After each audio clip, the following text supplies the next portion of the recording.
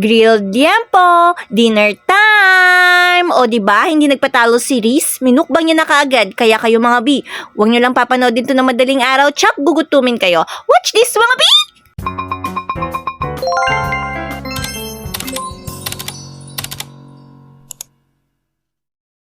Luto ni Bean! How to make grilled liempo?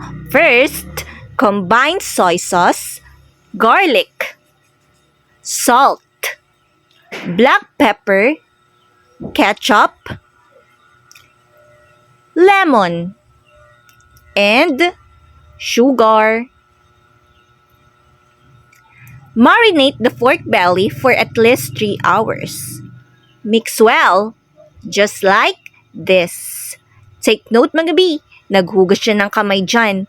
So malinis ang kanyang kamay. Hehe! Second, grill the pork belly. While basting the top part of the pork after flipping it over. Ketchup and oil lang mga bi. Lasang mang inasal na yarn. Hehe! And ayan nga mga bi, mommy's duty tayo muna. Nagising ang aming alaga. O ayan, tamang papakalma muna tayo mga bi.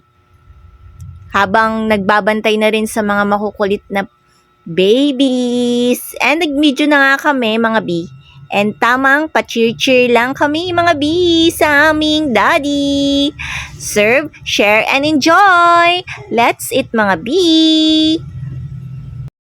O ayan nga mga bi, minukbang na nga namin kaagad. So yummy! Kaya kayo mga bi, huwag nyo lang mapapanood to ng madaling araw, tsak gugutumin kayo. Kaya kayo mga bi, try it now! Makakakain na kayo ng grilled liempo, 2 steps lang. Enjoy! Oh, Mommy Riz! Thank you for watching! Don't forget to follow, subscribe, like, and share this video. Bye!